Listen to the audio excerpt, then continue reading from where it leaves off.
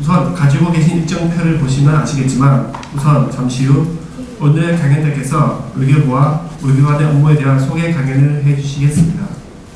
강연이 끝난 후에는 질의응답 시간이 있사오니 강연 내용 중에 궁금한 점이 있으신 분은 이 시간을 이용해 질문해 주시기 바랍니다. 강연과 질의응답 시간이 된다면 저희가 준비한 간단한 다발을 즐기시면서 외교관님과 자유롭게 대화를 나눌 수 있는 시간을 갖도록 하겠습니다. 약 20분간 진행될 다발 후에는 2층 청사 시찰이 진행되고 오늘 개당에 대한 여러분의 소감을 여쭙는 설문 순서로 진행되겠습니다. 이때도 역시 저희 직원의 안내에 따라 이동하시도록 협조 부탁드리겠습니다. 시찰이 끝나면 오늘의 모든 일정을 마치게 되겠습니다.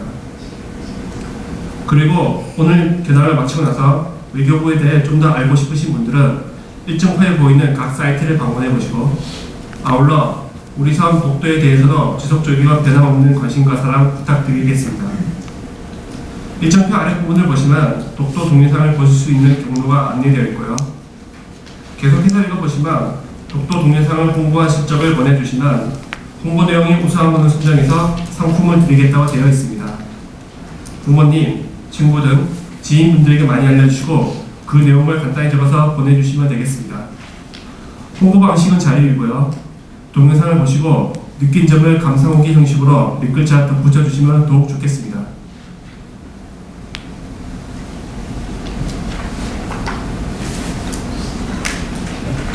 여러분, 오늘 제244차 외교관과의 대화에서 강연을 맡아주신 한미주의협정과 이지현 외무사무관님을 큰 박수로 맞이해 주시기 바랍니다.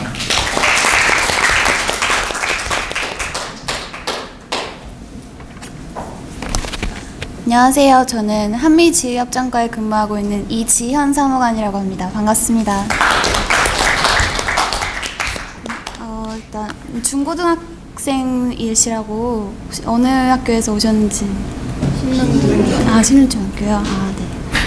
일단 제가 간단하게 제 소개를 하자면 저는 지금 외교부에 들어온 지 2년 되는 사무관이고요. 보통 이런 강연들은 한 15년 정도 근무하신 과장님들께서 하시는데 제가 이렇게 좋은 기회가 돼서 또 여기 이 자리에 왔고요. 저는 이제 과장님들이 갖고 계신 연륜이나 경험보다는 좀 더 실질적으로 외교관이 되는 방법, 그리고 외교관이 되려면 어떻게 해야 되는지, 어떤 자질이 필요한지 등을 좀 중점적으로 설명을 드릴게요. 제가 강연하고 그 다음에 질문 있으시면 그때 해주시면 될 것 같습니다. 그리고 일단은 이 PPT로 일단 할까요? 목차에 보면 외교란 무엇일까, 외교가 중요한 이유, 우리나라 외교 환경, 외교부 소개, 외교관이 되려면 이런 내용이 들어가 있습니다. 외교란 무엇일까라고 보면요, 국가의 이익을 위해 평화적인 방법으로 외국과의 관계를 유지하고 발전시켜 나가는 모든 활동입니다. 쉽게 말하면 외국과 관련된 모든 활동을 외교라고 할 수가 있어요. 정치, 경제, 자원환경, 안전, 개발, 문화. 그러니까 그냥 쉽게 말해서 외국과의 일을 함에 있어서 우리나라의 국익을 대표하는 역할을 한다고 보시면 됩니다. 다 같은 얘기고요. 이런 많은 경제, 정치, 군사 분야를 넘어서 문화, 예술 분야까지 우리 스포츠 외교, 김연아를 통한 스포츠 외교, 한류 외교 이런 얘기 많이 하잖아요. 다 외교라고 볼 수 있습니다. 좀 빠르게 넘어가겠습니다.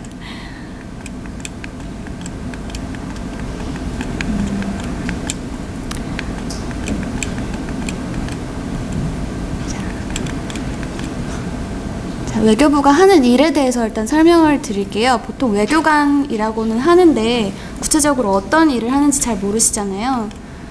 처음에는 여러 나라들과 교류, 협력 등 우호적인 관계 형성을 통해 우리나라를 보호하고 다양한 유무형의 이익을 창출하고 있는 역할을 합니다. 좀 구체적으로 설명을 드리면 예를 들어 A국이랑 우리나라가 어떤 사업을 같이 하려고 생각을 해요. 그러면 이 나라에 공장을 지어주고, 그러면 이 A 나라에서는 공장을 지어주는 대신에 우리나라의 기술자 그리고 경험들을 전수를 받고 싶겠죠. 그러면 그 A 나라에서는 공장을 통해 필요한 물건을 생산하고, 또 우리나라는 또 우리나라의 기술을 전수하면서 양국이 윈윈이 되는 결과가 나오죠. 이런 것들을 매개해서 두 국가 모두 이익을 창출할 수 있는, 두 두 국가의 이익이 모두 더 증진될 수 있는 그런 매개자 역할을 하는 게 바로 외교관입니다. 그리고 두 번째로는 해외에 있는 우리 국민들이 각종 사건, 사고로부터 안전하게 지낼 수 있도록 보호하고 돕는 역할을 합니다. 나중에 보시면 이제 나오는데요. 전 세계에 220개 국가 정도의 160개의 재외공간이 나가 있습니다. 우리 외교부에서 현지 사무소처럼 사무소를 각각 국가에 만들어 놓고 우리 국민들이 혹시나 무슨 일이 생기면 도와줄 수 있게끔 상시적으로 시스템을 구축해 놓고 있습니다. 이런 역할이 굉장히 생각보다 크고요. 이런 역할을 우리 외교부에서 주요하게 다루고 있습니다. 다음 세 번째로는 국제사회의 당당한 일원으로서 세계 평화 발전에 기여하는 한편 영토 주권을 지키는 일에 앞장서고 있습니다. 말이 되게 어려운데요. 예를 들어 UN 같은 국제 무대에 가서 인권의 중요성에 대해서 발표를 하고 우리가 이 국제적으로 인권을 위해 어떤 노력을 할 수 있는지 논의하고 결의안을 채택한다든지 하는 구체적인 활동을 합니다. 그리고 또 영토 주권을 지키는 일 같은 경우는 뭐 독도를 들 수 있겠죠. 우리의 당당한 주권을 뭐 알리고 지키는 일 이런 거를 한다고 보시면 되겠습니다. 이제 외교부가 어떻게 돌아가고 있는지를 설명을 드릴게요. 외교부는 크게 본부와 재외공간으로 나눠져 있습니다. 본부는 지금 여러분이 계시는 이 건물이에요. 여기가 광화문 정부청사잖아요. 여기가 본부고 전 세계 220여 개 국가에 나가 있는 재외공간이 160개가 됩니다. 여기서 이제 말씀드린 대로 우리 국민을 보호하는 역할을 주로 하고 있는데 이 재외공간은 다시 3개로 나뉘어집니다. 대사관, 총영사관, 대표부로 나뉘어지는데요. 대사관은 보통 그 국가의 수도에 있습니다. 런던, 영국 런던에 있고 일본 도쿄에 있고 중국 베이징에 이런 식으로 그 현지 사무소를 개설한다고 보시면 돼요. 그러면 예컨대 제가 나중에 영국 런던에 가는 거예요. 그러면 영국 외교부가 있겠죠. 그 나라에도. 그럼 제가 그 영국 외교부랑 일을 하는 겁니다. 본부에 서울에 여기 앉아있으면 솔직히 영국에 어떻게 돌아가고 있는지 잘 모르잖아요. 그럼 영국 외교부의 영국 대사관에 전문을 칩니다. 지시를 하는 거예요. 영국에 이런 일이 발생했다는데 니네가 외교부를 만나서 한번 파악을 해봐라. 그럼 이제 영국 대사관에 있는 직원이 가서 그 사안을 파악을 하고 다시 본부에 보고를 하는 겁니다. 그렇게 왔다 갔다 커뮤니케이션이 아주 잘 되는 거죠. 그래서 우리가 서울에 앉아 있으면서도 전 세계의 일들을 다 같이 공유하고 그리고 지시하고 상호 커뮤니케이션 하는 역할을 할 수 있게 해주는 겁니다. 두 번째로 총영사관은요. 이 총영사관은 대사관이랑 비슷한데 조금 더 우리 국민 보호에 초점이 맞춰진 곳입니다. 그래서 우리 국민들이 많이 사는 다른 도시에도 총영사관을 개설을 해서 우리 국민이 뭐 사건 사고를 당했다든지 뭐 감옥에 갔다든지 뭐 여권을 잃어버렸다든지 이런 식으로 그런 비상사태가 있을 때 우리 외교관들이 나가서 도와주는 역할을 하는 거예요. 그래서 나중에 외국 가시면 예를 들어 뭐 유럽도 많이 가시고 미국도 많이 가시잖아요. 그럼 주변에 한번 찾아보세요. 우리 외교부에서 나간 총영사관이랑 대사관이 어디에 있는지 그런 것도 한번 재밌게 한번 해보시면 좋을 것 같고요. 대표부는 국제기구가 있는 곳에 있습니다. 예를 들어 UN 같은 국제기구가 큰 게 있잖아요. 여기에 파견 나간 외교관들은 전 세계에서 UN으로 파견 나온 외교관들이랑 함께 국제회의를 하면서 같이 교류도 하고 소통도 하고 하는 역할을 합니다. 그래서 외교부는 이렇게 본부와 재외공간 3개 이렇게 이루어졌다고 보시면 되고요.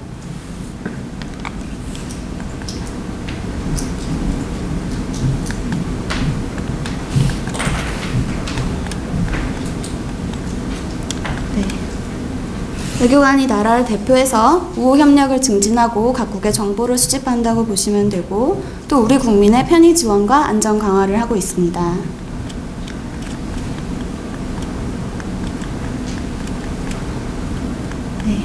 외교관의 자질에는 정직, 배려, 경청, 호기심, 친화력, 용기 등이 있는데요. 이거는 좋은 외교관의 자질이라고 하기보다는 어떤 직업에서나 필요한 자질인 것 같으니까요. 이런 자질은 알아두시면 될 것 같고 이제 본격적으로 외교관이 되려면 어떤 능력이 필요할지가 되게 궁금하실 것 같은데 다들 외교관이 됐다고 하면 일단 첫 번째 반응이 영어 잘하시겠네요 라는 말을 굉장히 먼저 많이 하세요. 근데 그게 영어가 물론 중요하긴 하지만 그게 전부는 아니거든요. 그래서 이런 영어 실제로 본부에 딱 들어오면 제가 문서를 작성하고 기존의 자료를 읽고 분석하는 능력, 그런 능력이 훨씬 더 중요하게 다뤄지는 부분이 있어요. 그래서 책을 많이 읽으시고 사회 전반에 대한 폭넓은 지식이 필요한 게 외교관이라고 생각을 해요. 저는 예를 들어 뭐 우리나라 국내 정치 상황이라든지 해외에서 어느 나라에서 지금 선거를 한다더라. 트럼프가 당선이 됐는데 이 트럼프 당선되는 과정에서 어떤 일들이 있었다더라. 프랑스는 지금 어떤 성향의 정당이 인기를 끌고 있다더라. 라던가 그런 사회적인 것뿐만 아니라 인문학, 뭐 어떤 문학이 유명하고 어떤 예술이 유명하고 뭐 이런 것도 항상 관심을 가져주시면 나중에 다 도움이 돼요. 이런 것들도 항상 염두에 두시면 좋을 것 같고, 이제 외국어 능력은 영어는 기본으로 하시고 자기가 좋아하는 제2외국어를 하나 선택해서 하실 수 있어요. 보통 들어온 외교관들은 제2외국어 시험을 보고 들어오거든요. 그래서 자기만의 제2외국어 하나씩 있습니다. 지금 중학교에서도 혹시 제2외국어 수업하고 있나요? 네. 하고 있어요? 네. 어떤 거 하고 있어요? 일본어 하고 있어요. 그런 식으로 자기가 뭐 학교에서 배우는 것도 좋고 관심 있는 언어도 조금씩 접해가면서 공부를 해놓으면 나중에 큰 도움이 될 거고요. 그다음에 냉철한 판단력과 예리한 관찰력, 네, 이건 넘어가고요. 국민을 사랑하고 나라에 봉사하는 마음, 요게 지금 할 얘기가 많은데 이 외교관이라는 직업이 덥네요. 굉장히 좀 힘든 직업이에요. 사실 실질적으로 말씀을 드리면 이 외교관 생활이 저 같은 경우에는 지금 여기 본부 서울에 근무한 지 2년이 됐거든요. 2년이 지나면 외국에 2년을 나가게 됩니다. 그리고 다시 또 국내에 2, 3년 들어왔다가 해외 2, 3년 나가고 이렇게 왔다 갔다 하는 삶이 사실은 다른 일반 직장인에 비해서는 굉장히 불안정한 삶이에요. 그런데도 그런 거를 할 수 있다는 그런 직업을 좋아하고 하게 하는 원동력이 되는 게 이 사명감이라고 생각을 합니다. 저도 처음에 외교관 선배들한테 얘기를 들었을 때 소명감이나 사명감이 제일 중요하다라는 말을 들었거든요. 그게 나중에 이제 아직은 어리셔서 잘 모르지만 나중에 뭐 결혼을 하고 아기를 낳고 뭐 이런 거에 있어서도 좀 이렇게 생각할 것들이 많기 때문에 나라를 위해서 내가 이런 일을 할 수 있다라는 뿌듯함과 자부심을 가질 준비가 되었는지를 좀 생각을 해보시면 아마 이 외교관이 될지 말지에 대한 결정을 내리는 데 도움이 될 거라고 생각을 합니다.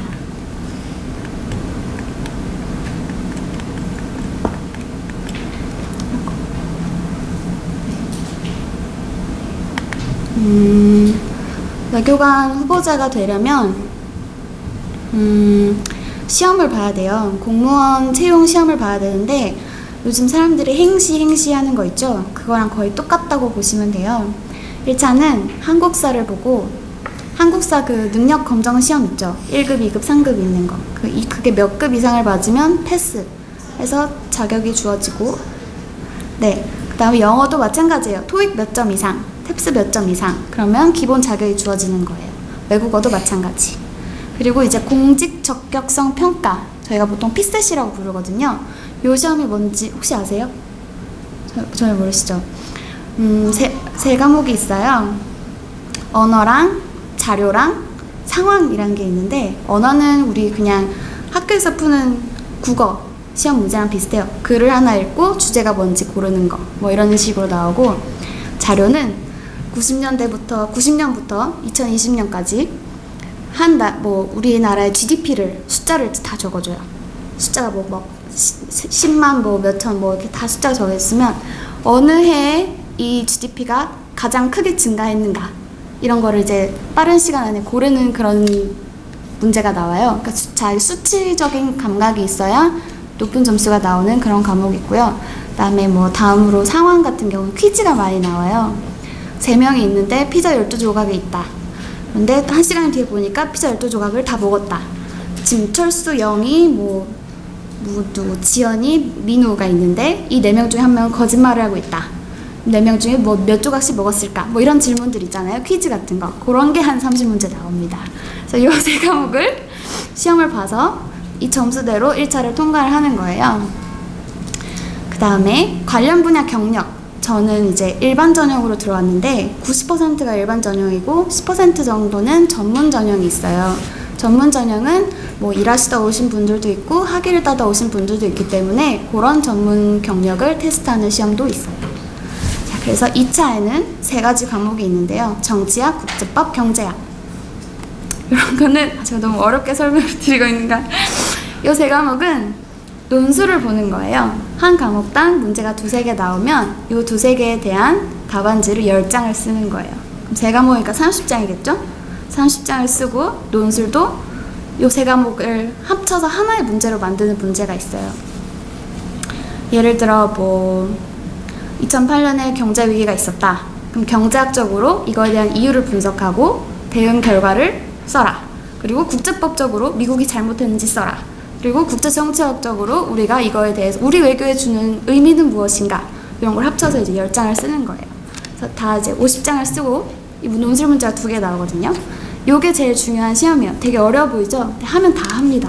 50장을 다 써요, 사람들이. 그래서 하고 요거를 시험을 통과를 하면 이제 3차로 가는 거예요. 면접을 보러. 뭐 인성 면접 같은 거 봐요. 그 사람이 여태까지 어떻게 살아왔고 어떤 가치관을 가지고 사는가. 아까 말씀드렸듯이 사명감이 굉장히 중요하기 때문에 그런 질문을 많이 해요. 내가 나중에 외국에 갔을 때도 내 개인적인 뭐 행복보다 뭐 내가 국가를 위해 일할 준비가 되어 있는가 그런 질문들을 많이 해요. 이런 거를 이제 보고 통과를 하면 이제 외교원에 들어가게 됩니다. 혹시 양재에 있는 국립외교원 가보셨어요? 안 가보셨어요? 거기 이제 양재역에 국립외교원이라고 있는데 거기서 1, 2차, 3차까지 통과를 한 사람들을 1년간 교육을 시켜줘요. 학교처럼 9시까지 가서 6시까지 수업을 듣고 그리고 뭐 자기 할 거 공부하고 이런 식으로 이제 1년간 끝나면 수료를 하고 외교부에 들어오게 됩니다. 이 제도가 생긴 지 몇 년이 안 됐어요. 제가 지금 2회 외교관 후보자거든요. 지금 아마 4기가 교육을 받고 있을 거예요. 보통은 그냥 외시였는데 이 외교관 후보자 시험으로 바뀌어서 이제 1년간 교육 과정이 생긴 거죠. 이게 더 전문성 있는 외교관을 길러내겠다는 그런 취지하에 만들어진 거거든요. 근데 이제 이 이 외교원에 좀 어려웠던 점을 말씀을 드리면 여기가 저희가 39명이 들어갔는데 마지막에 수료한 사람은 36명이었어요. 3명이 탈락을 합니다, 마지막에. 이 탈락을 하는 기준은 우리가 시험을 보는데 그 시험 성적에 따라서 3명이 탈락을 해요, 마지막에. 근데 아까 말씀드렸듯이 1차, 2차, 3차 시험도 굉장히 어려웠잖아요. 그거를 보고 들어온 이제 후보자들도 이 성적에 의해서 떨어지는 게 있기 때문에 저는 개인적으로 좀 굉장히 안타까운 부분이고 나중엔 점차 제도적으로 좀 개선이 되지 않을까 생각을 하거든요. 외교원에서는 1학기, 2학기, 3학기가 있고 1학기 학기별로 중간기말을 봐요. 그러면은 3학기에 중간기말이니까 6번 시험을 보죠. 요거는 이제 저희가 뭐 그동안 배운 거 되게 재밌는 걸 많이 배워요.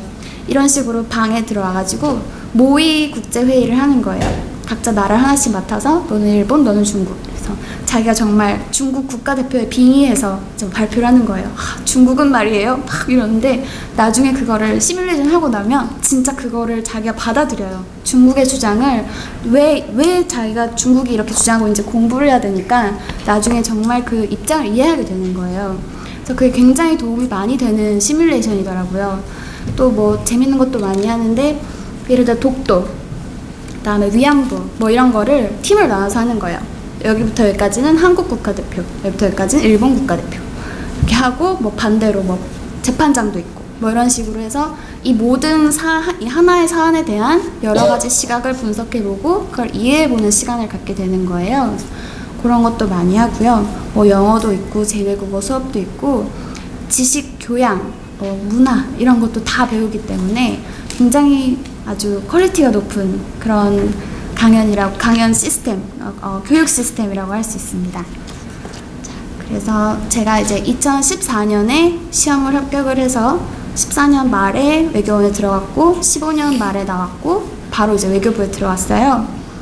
그래서 이게 이제 좀 정착을 하려면 시간이 걸리겠지만 아마 이제 점점 개선이 되면서 더 좋은 후배들을 양성하는 기회가 되기는 거를 기대하고 있습니다. 네.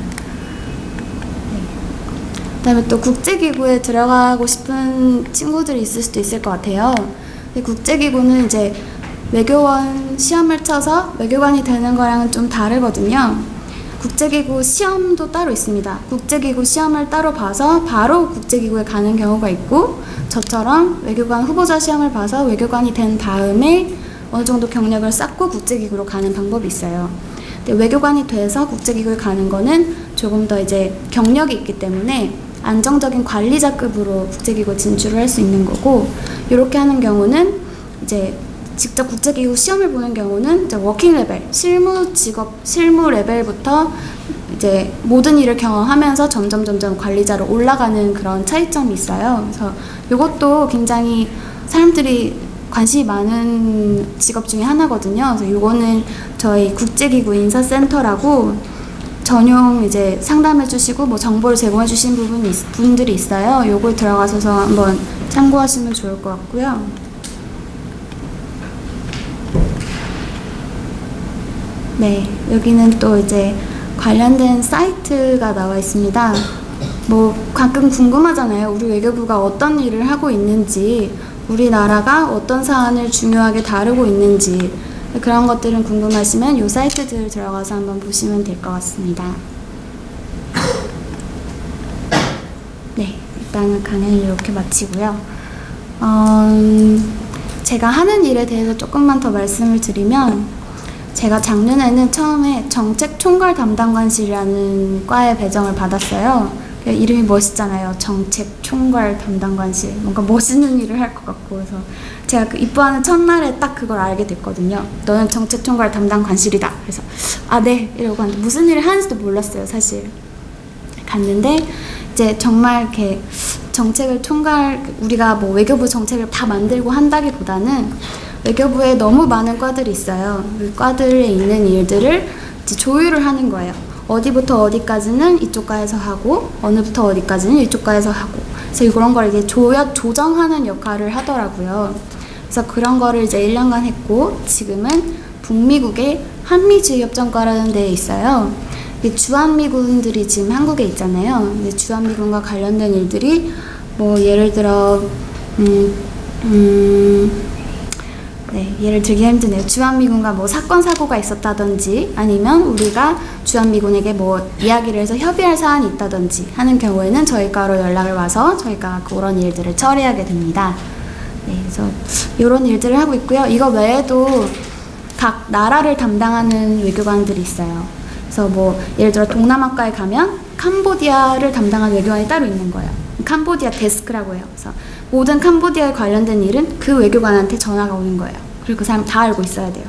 그래서 굉장히 책임감이 있고 굉장히 큰 재량권이 많은 일을 할 수 있어요. 그래서 굉장히 이제 사명감도 많고 뿌듯하기도 하고 그런 역할들을 하고 있기도 합니다. 네, 혹시 또 뭐 다른 질문 있으시면 네, 이렇게 제 설명 여기까지 하고요. 질문을 좀 받겠습니다. 아, 네. 시험 준비하는 데 얼마나 걸리세요? 아, 네. 저는 한 3년 정도 걸린 것 같은데, 제가 좀 짧게 준비를 한 편이에요. 제가 대학생 때부터 저는 굉장히 빨리 시작을 했거든요. 21살인가 2살 때부터 시험 공부를 했어요. 그래서 학원도 다니고 친구들이랑 스터디도 하고 3년이 걸렸는데, 제가 좀 추천하는 거는 그렇게 빨리 시작하실 필요가 없다는 조언을 해드리고 싶어요. 오히려 저는 그래서 그 나이에 할 수 있었던 뭐 책을 읽고 교환학생을 가고 아르바이트로 하고 이런 경험을 하나도 못했어요. 그래서 너무 빨리 들어왔는데 사실 그게 큰 뭐 메리트가 있었는지는 잘 모르겠거든요. 오히려 많이 이제 26, 7 정도에 졸업할 때쯤 돼서 시험을 준비하신 분들은 지금 들어온 나이는 늦지만 오히려 그만큼의 이제 내공이 있으세요. 책도 많이 읽고 전문 지식도 많고 그래서 이렇게 레벨이 다르거든요. 그래서 그런 준비를 좀 탐색도 많이 하고 준비도 다양하게 하고 여러 가지 경험을 해보는 게 더 저는 좋다고 생각을 해요. 보통은 한 3, 4년 정도면 이제 대부분 다 합격해서 들어오시고, 좀 길게 하시는 분들은 뭐 한 6, 7년 하시고, 짧게 하는 친구들은 1, 2년 만에도 들어온 친구들을 봤어요. 네, 진짜 독하게 매일매일 공부만 하는 친구들은 그렇게도 하는데, 너무 조급하게 생각할 필요는 없는 것 같아요.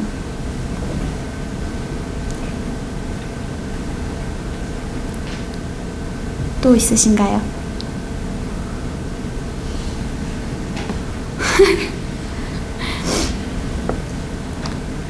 편하게 하셔도 돼요, 편하게.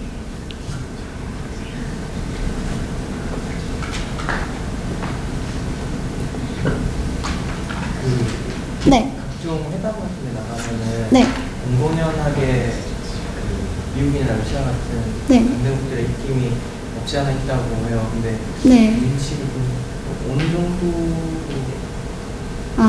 직접 이제 국제회의에 갔을 때 강대국들이 얼마나 압박을 주느냐 이런 질문인 거죠.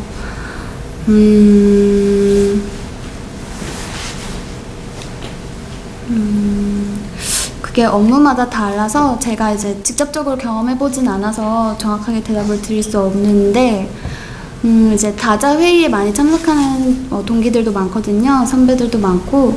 근데 딱히 그런 뭐 강대국이라고 해서 그렇게 외압을 주고 그런 경우는 많이 못 들었어요. 오히려 이제 자유롭게, 되게 UN 같은 경우는 그 담당관들끼리 굉장히 친밀해진대요. 그래서 같이 2년간 그 대표부에서 친구가 돼서 매일매일 싸우고 자기 국가의 이익을 대변하긴 하지만, 그거랑은 별개로 서로 상대 입장을 이해하고 맨날 보는 사이이기 때문에 오히려 그런 네트워크가 강해져서 더 일하는 데는 편하고 그런 문제는 없다고 저는 들었었어요.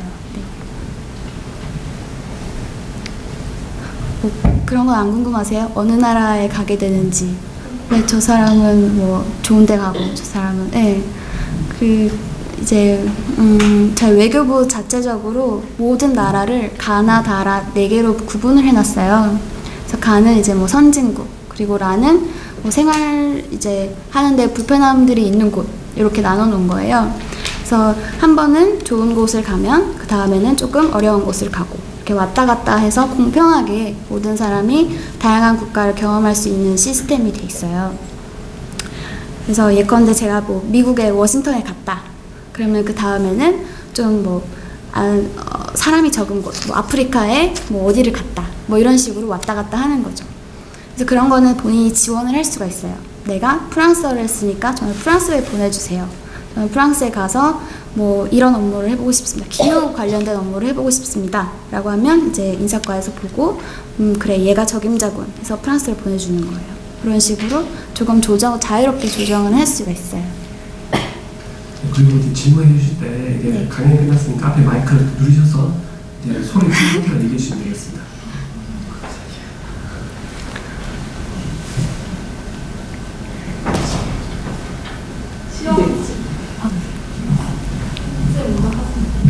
근데 만약 네. 결혼을 했다면 네. 그 남편이든 직장을 있을 것 네. 같고 네. 자녀들도 있고 한데 계속적으로 이렇게 네. 해버리면 힘든 상황이 될 것 같은데. 네, 그런 어려움이 있어요. 그래서 이제 요즘에는 그냥 혼자 가시는 분들도 많고, 어차피 짧게 2년이니까 혼자 그냥 외교관들이 다녀오는 경우도 있고, 혹은 요즘에 뭐 공무원이나 이런 분들은 휴직이 되게 잘 돼 있거든요. 그래서 휴직을 하시고 같이 따라가시는 분들도 있고, 굉장히 케바케라. 근데 다들 어떻게 다 매니지 하시더라고요. 다 상황에 맞춰서 그런 식으로 다 하고 계셔서 네, 큰 문제는 있는 것 같습니다. 네, 말씀하세요. 치실 때 네. 다 속도를 쓰시는 거는 네. 얼마나 걸려요? 이제 2차 과목 그때 10장 쓴다 그랬잖아요. 그 10장 쓰는데 1시간 반 줘요. 1시간 반으로 10장을 쓰는 거예요. A4 용지 한 장 같은 거 왜 글씨 크게 쓰면 한 장 금방 채워지거든요. 그렇게 해서 10장 쓰는 거예요. 10장 나중에는 손이 이렇게 막 덜덜덜 떨려요. 너무 꽉 쥐고 긴장하고 팍 쓰느라고. 네, 그렇게 이제 시험을 봅니다. 다들. 네. 네. 그 각국이 경제 협력 같은 걸 할 때요. 네. 기업인들도 많이 만나겠네요. 아, 네, 그럼요. 네. 그 개발 관련 업무하는 하는 담당자들 같은 경우는 우리 국내부처랑도 일을 많이 해요. 기재부. 이런 기재부랑 일단 우리 내부적으로 이야기를 맞추고 또 직접 기업들의 뭐 애로 같은 거 고충도 들어주고 그리고 또 이제 가서 외국에 가서 그 얘기를 함으로써 뭐 그런 애로들을 해소하는 그런 역할을 하고 있습니다. 어려운 질문만 하시네요, 아까부터. 네.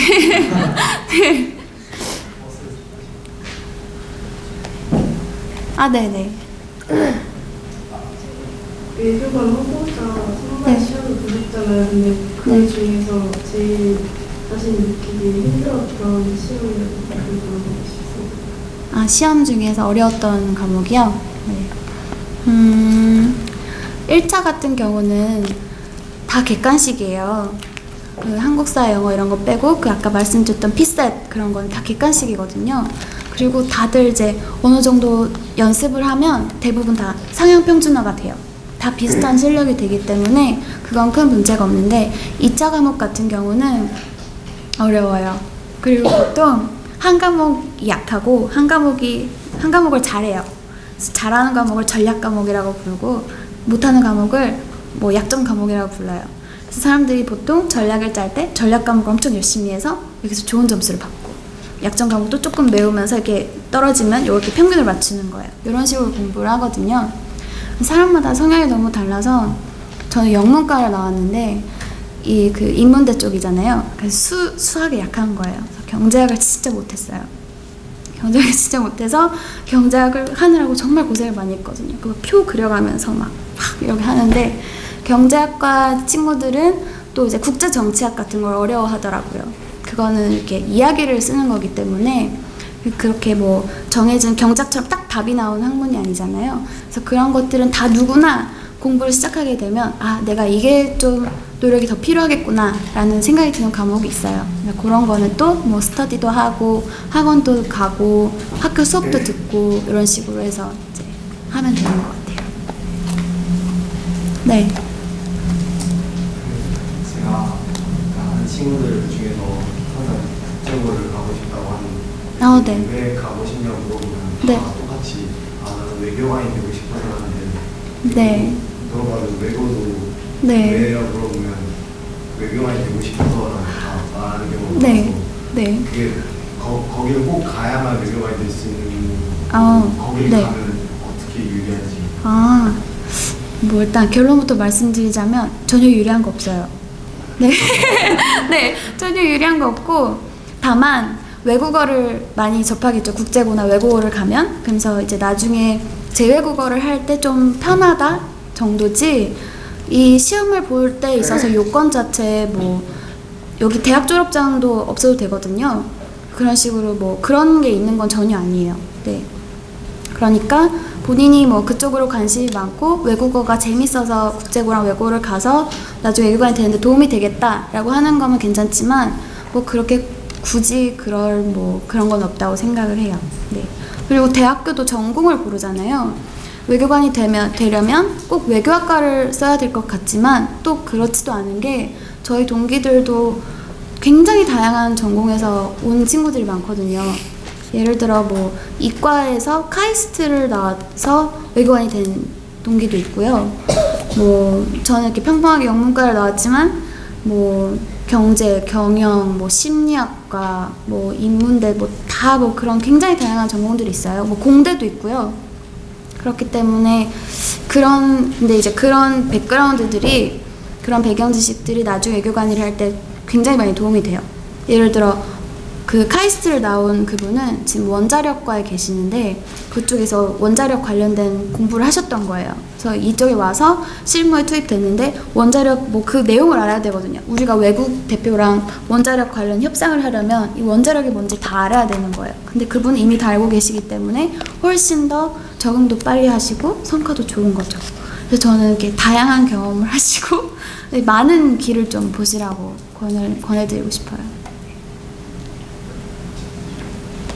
네. 그 대학교마다 네. 유명한 과가 있잖아요. 네네. 이름과 네. 그런 거는 일단 어떤 대학교, 어떤 과가 좀 외교원 그런 거 있어서 이름이 있는지 궁금해요. 그런 거 없는데 네. 너무 아까 말씀드렸지만 너무 다양한 데서 오기 때문에 그런 게 큰 의미가 없어요. 생각보다 저는 제 동기들이 어느 학교 어느 과를 나왔는지 잘 모르거든요. 별로 그런 얘기를 할 필요도 없고 네, 네, 비슷해요. 네. 본인이 하고 싶은 걸 하세요.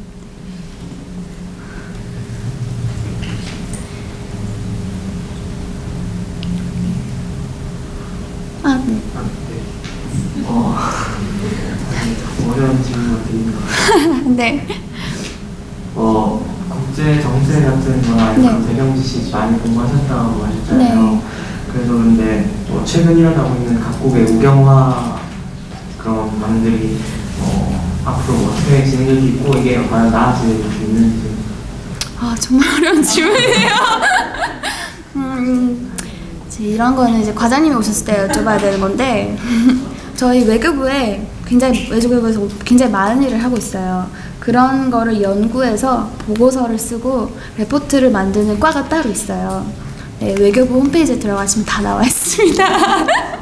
네, 그런 거 한번 보시면 좋고 제가 또 이제 제 개인적인 의견을 좀 말씀드리려고 해서 네, 그런 거 한번 찾아보시면 좋고 그 국제정세 얘기하시니까 생각이 난 건데 나중에 이제 대학생이 되시면 그리고 그때도 외교 쪽에 관심이 있으시면 국립외교원이라고 네이버에 검색하시면 그 사이트가 떠요.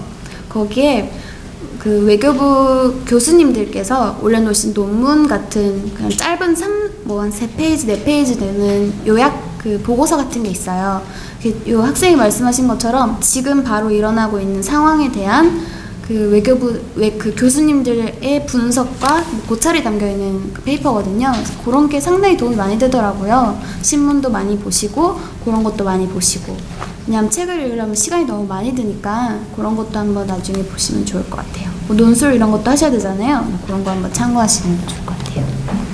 네네. 아직 중학생이니까 네. 직업을 정한다는 것 자체가 네.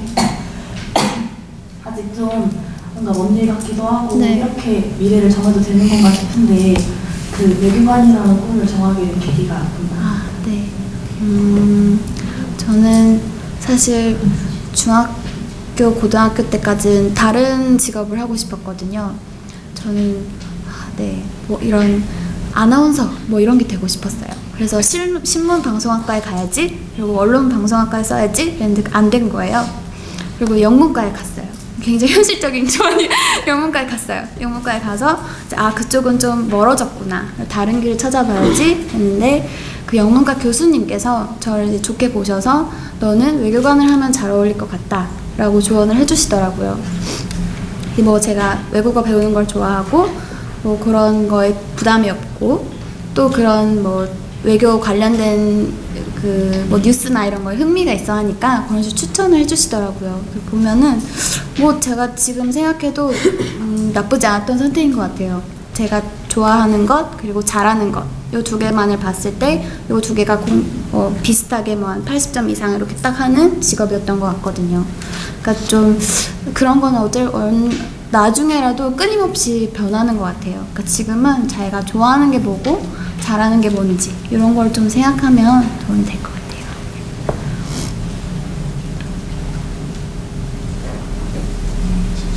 네. 오는 길에 잠깐 핸드폰에서 외교부에 대해서 아는 게 없어서 검색해봤었는데 근데 거기서 그 외교부가 옛날에 있었던 외교부랑 지금에 있었던 외교부가 네. 많이 달라졌다는 식으로 설명을 해서 근데 거기서 너무 어렵게 설명해가지고 알아서 네. 못했는데 그 과거에 있었던 외교부랑 네. 지금의 외교부랑 뭐가 달라요? 과거에 있었던 외교부가 어떤 외교부를 말씀하시는? 솔직히 말해서 저도 잘 모르겠어요. 예전에는 이제 외교부가 아니라 외교통상부였거든요. 그걸 말씀하시는 건가? 네. 외교통상부 시절에는 저희가 이제 외교뿐만 아니라 통상 기능도 다 총괄을 하고 있었어요. FTA 하잖아요. 한미 FTA, 뭐 한중 FTA 이런 그런 경제 협정법까지 다 저희가 하고 있었는데 이게 이제 뭐 정권이 바뀌고 뭐 정부 방침이 바뀌면서 이 통상이 이제 산업부로 넘어갔어요. 그래서 이제 외교부는 통상을 제외한 나머지 외교적 기능만을 담당하는 부처로 바뀌었거든요. 아마 요거인 것 같은데, 네, 네, 그렇게 바뀌었습니다. 외국어는 몇 외국어 정도를 얼마나 공부하셨는지 괜찮아요? 외국, 그러니까 영어 말고 제2외국어 하나만 있으면 돼요. 제2외국어 하나만 있으면 되고, 이 제2외국어는 자신의 의사를 표현할 수 있는 정도면 돼요. 네. 내가 하고 싶은 말을 뭐 더듬더듬 하긴 해도 상대방이 이해할 수 있을 정도로 표현하면 된다고 생각을 하거든요. 그리고 외교부가 그런 그 자기 개발에 대한 기회를 굉장히 많이 주는 곳이에요. 우리 맨날 그 아침에 외국어 강좌를 공짜로 열어주고, 그다음에 뭐 전화 외국어 이런 것도 지원을 해주고, 학원도 제가 되는지 잘 모르겠는데 진짜 그런 식으로 지원을 해주고, 또 저희 연수가 있어요. 연수를 얘기하는구나. 저희가 이제 공간에 뭐 제외 공간에 나가는 2년, 본부에 있는 2년, 요 텀 사이에 원하는 학교에 2년간 연수를 보내줘요. 제가 원하는 뭐 예를 들어 제가 국제법을 공부하고 싶다. 미국에 있는 뭐 스탠포드 대학교에서. 그럼 이제 그쪽에 지원을 하는 거예요. 그래서 스탠포드 대학에서 저를 받아주면 제가 정부에서 이제 지원해주는 그런 지원금을 받고 2년간 공부를 하다 올 수 있어요. 그 갔을 때 이제 전문 지식도 쌓고 외국어 실력도 쌓을 수 있게끔 이제 정부에서 도와주는 거죠. 그래서 이런 게 있기 때문에 들어오셔서도 외교관들 여기 선배들 많으시지만 다 영어도 열심히 보시고 영자 신문도 보시고 그렇게 뭐 짜투리 시간 이용해서 뭐 점심 시간 때 외국어 배우는 수업을 가신다든지 이런 식으로 해서 할 기회가 많기 때문에 그런 건 크게 걱정하지 않으셔도 돼요.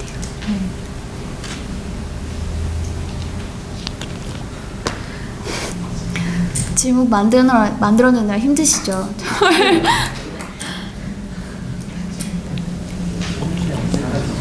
네?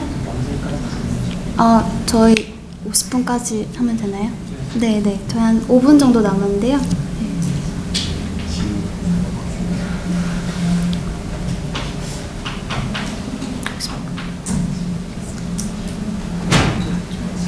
죄송해요. 네네. 2년 동안 근무하시면서 네. 보람됐던 일 있으면 말씀해 주세요. 네. 보람됐던 일이요?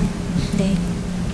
제가 그 12월 30일에 처음 여기 외교부에 들어왔는데 그 다음 이제 1월 21일 아직도 1월 22일에 연두 업무 보고라는 걸 했어요. 그게 뭐냐면 외교부가 이제 연초에 우리 앞으로 1년간 외교 정책을 이렇게 해나가겠습니다 라고 대통령한테 보고하는 그런 행사가 있어요.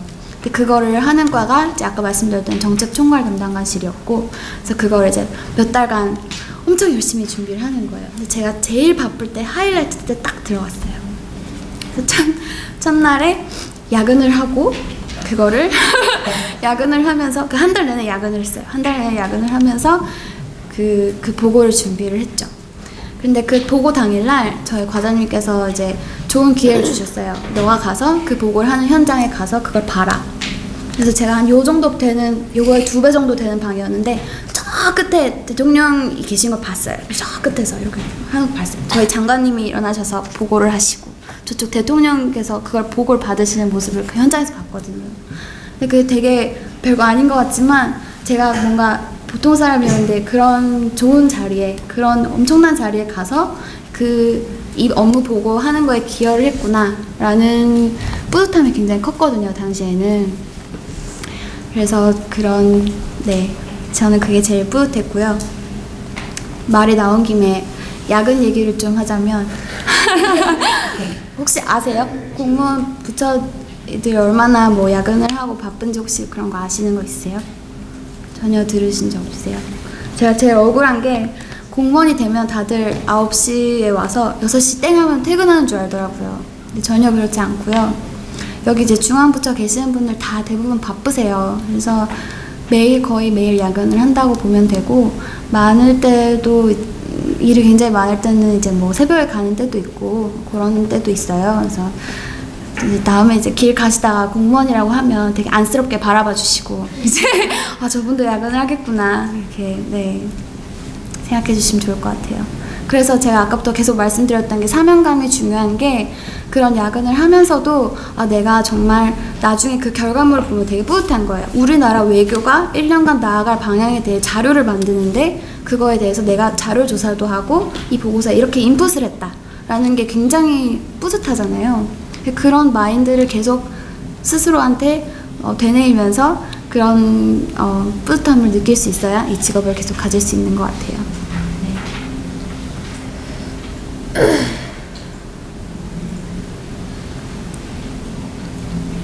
존경하는 인물이 있으세요?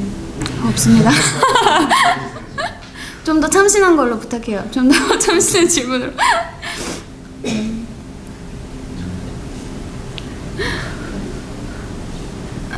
네. 외교 보다 보니까 해외 자주 나가실 것 같아요. 네. 나가서 물론 일을 해야 하지만 가서 놀 때도 있어요. 네, 아쉽지만 없습니다. 정말. 네. 그게 출장 일정이 생각보다 굉장히 타이트해요. 가서 공항에 도착할 때부터 그 일정이 바로 시작하기 때문에 다들 이제 그렇게 생각하시는 분들이 많아요. 사실 생각보다 외교관이면은 다 외국 가서 파티하고 노는 거 아니냐 이렇게 생각을 하시는데 그렇지 않습니다. 여러분들 오늘 확실히 그건 알고 가셔야 돼요. 일이 굉장히 많고 일을 굉장히 열심히 하는 분들이 많아가지고 출장에 가면 그 시내 구경을 못하고 오는 경우가 너무 많아서 전 너무 아쉽더라고요. 저희 동기도 프랑스 파리에 한 일주일을 갔는데 시내를 한 번도 못 가봤대요. 샹젤리제를 한 번도 못 걸어봤다고 그러더라고요. 그래서 그 정도로 이제 일을 할 때는 확실히 일을 하고 놀러 갈 때는 또 이제 놀러 갔을 때 노는 걸로 그렇게 합니다. 네, 그럼 시간이 다 됐으니까 질문 하나만 하고 네. 끝내도록 하겠습니다.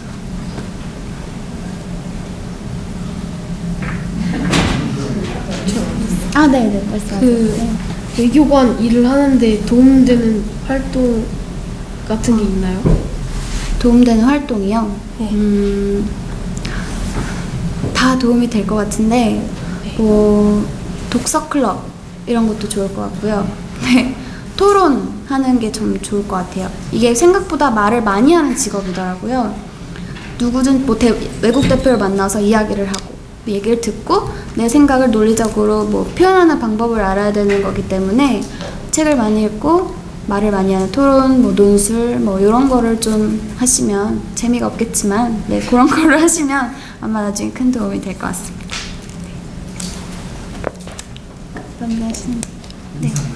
네. 오늘 이제 이렇게 와주셔서 너무 감사하고요. 제가 아직 또 여러분들 이 편에서 이렇게 편하게 얘기도 하고 했는데 오늘 좋은 경험, 좋은 기억 가지고 돌아가셔서 나중에 외교관이라는 직업을 생각하실 때 좀 도움이 됐기를 바라면서 좋은 시간 잘 마무리하고 가셨으면 좋겠습니다. 감사합니다.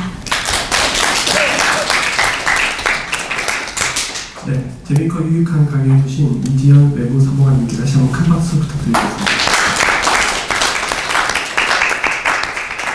네, 그럼 이제부터는 저희가 준비한 다가를 즐기시면서 자유롭게 대화를 하는 외교문과의 대화 시간을 갖도록 하겠습니다. 앉으신 자리 그 상태 그대로 진행하도록 하겠습니다. 평소 궁금한 것들을 오늘 오신 분들에게 편안하게 질문해